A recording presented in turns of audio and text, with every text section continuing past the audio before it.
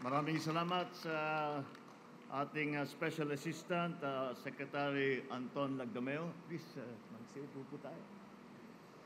Andito rin po at sila ang kalihim ng ngayon sa kasalukuyan ay marami talagang ginagawa dahil dumadaan po tayo sa krisis ng tagtuyot at kaya't inaasahan po natin ng tulong na galing sa Department of Agriculture. Nandito po Secretary Kiko Laurel. Ang laging ninyong nakikita kapag may kalamidad at kapag may nangangailangan ng tulong, ang kalihim ng DSWD, Secretary Rex Gatchalian, at ang siyang tumutulong na para maganda ang ugnayan ng national government at ang local government. Kung hindi po maganda ang koordinasyon at ugnayan at pagsasama ng national government at local government, hindi po namin magagawa itong mga programang ito. Pag-uusapan lang namin sa Maynila ito, hindi nyo mararamdaman. Kaya't napaka-importante ang kanyang ginagawang trabaho. Ang kalihim po ng DILG Secretary Benhur Abalos, ang namamahala at nagtitimon sa mga development dito sa buong isla ng Mindanao ay ang Mindanao Development Authority Secretary Leo Magno, ang ibang mga cabinet members na nandito ngayon at ang inyong First District Representative na hanggang ngayon ang tawag ko sa kayo, Yusek, kasi ang tagal namin magkasama eh.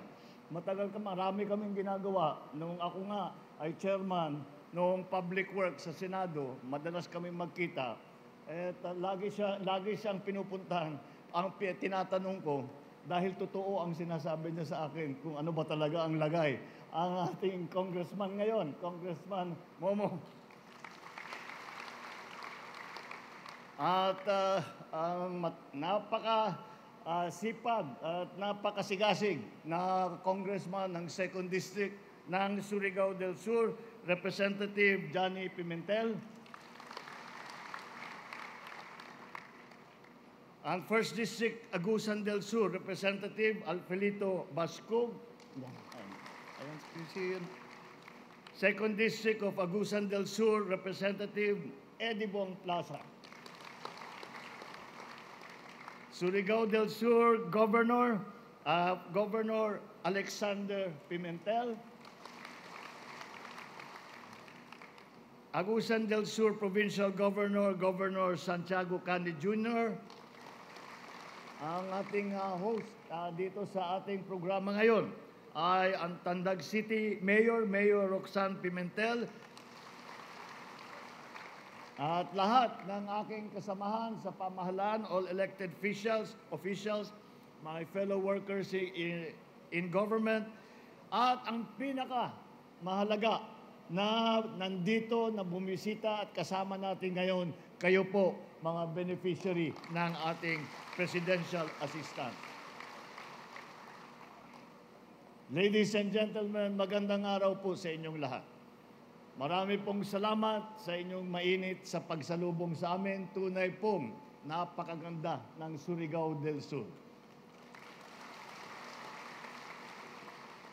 Pinagpala kayo ng magandang tanawin, mga ilog, talon at yaman ng lupa ay siyang nagbibigay ng buhay sa inyong pananim. Ang agrikultura at pangingisda ay ilan lamang sa mga pangunahing industriya na nagbibigay lakas sa lalawigan ng Surigao del Sur. Gayunpaman, batid ko ang matinding dinadanas ninyong hirap nitong nagdaang El Nino. Halos 12,000 magsasaka dito sa Region 13 ay naapektuhan. Hindi namin nakakalimutan ang ating mga kababayan dito sa Surigao del Sur. Kaya po nandito kami para personal na ipahatid ang tulong mula sa pamahalaan. Hangarin namin na maging maunlad at produktibo ang mga mamamayan ng Surigao del Sur at ang rehiyon ng Caraga. Mula noon, ipinagkatiwala ninyo sa akin ang pagiging Pangulo. Batid ko na ang tanging paraan upang maging matagumpay sa mga layunin ito, ang lubos na pag-unawa sa sitwasyon sa pangangailangan ng bawat Pilipino. Yan ang dahilan kung bakit po ako nandito. Kasama ang mga iba't ibang ahensya ng pamahalaan. Gusto ko masiguro na maayos ang napagtanggap ninyo ang aming hatid na ayuda at malaman mismo ang kalagayan niyo. Naiba po, kaya naiba ang nagbabasa lamang ng mga report.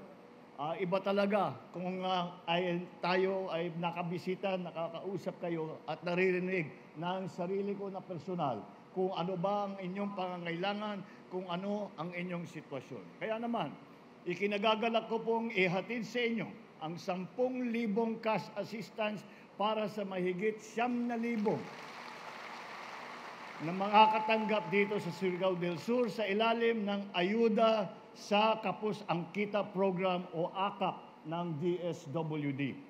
Magbibigay din po ang aking tanggapan ng tigsa 10,000 piso sa mga magsasaka, mangingisda at ilang piling pamilya na masyadong apektado ng El Nino dito sa Surigao del Sur at sa Agusan del Sur. Ito pong tulong na ito ay ipamamahagi namin sa inyong mga lokal na pamahalaan upang maiparating sa inyo.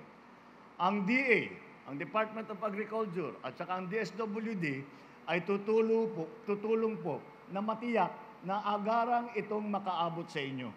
Sa kabuuan ay mahigit na 60 milyong piso ang inilaan natin para sa Agusan del Sur at sa Surigao del Sur.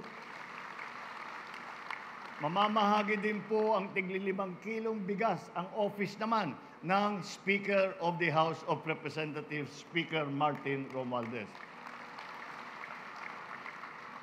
Meron ding inilang mga farm machinery, equipment at credit assistance, pautang ang DA. Livelihood Starter Toolkits naman ang galing sa TESDA para sa mga benepisyaryo mula sa Surigao del Sur. Magbibigay din po tayo ng ayuda sa pamamagitan ng DOLE Integrated Livelihood Program o DILP, tulong panghanap buhay sa ating disadvantaged displaced workers o yung programang tinatawag na TUPAD. At kasama dyan ang Government Internship Program. Bukod dito, may nakahanda na rin tayong training allowance para sa mga nais magpasanay sa ilalim ng TESDA.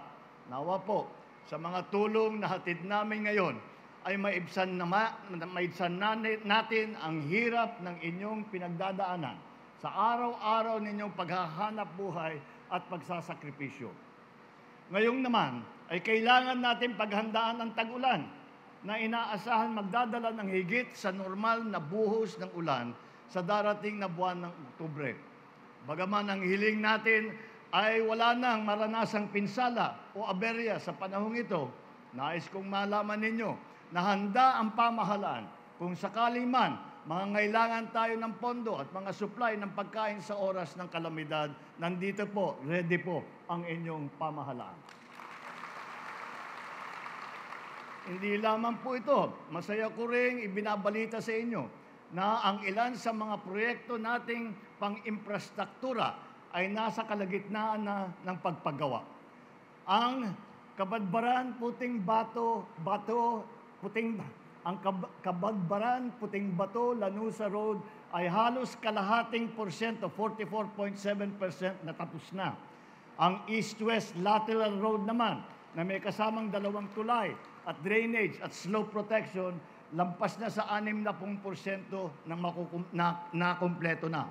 Nariyan din ang pagsasaayos natin ng Tandag Airport upang mapabilis ang biyahe mula dito sa inyong lugar patungong ibang bahagi ng bansa. Maliban sa mga nabanggit ko rito, nakapamahagi na tayo ng halos 9 bilyong piso mula noong Enero noong nakaraang taon dito sa Caraga sa ilalim ng mga programa ng DSWD. kagaya ng Pantawid Pamilya Pilipino Program, Assistance to Individuals and Families in Crisis Situations, at Lawa at Binhi at iba pa. Maaasahan din ninyo ang patuloy na pagsulong namin ng edukasyon at kalusugan dito sa Caraga. Nakapaglaan na tayo ng higit sa 1.5 bilyong piso para sa pagtayo ng mga bagong silid-aralan at halos 1.5 bilyong piso na para sa pagpaayos sa mga lumang silid-aralan.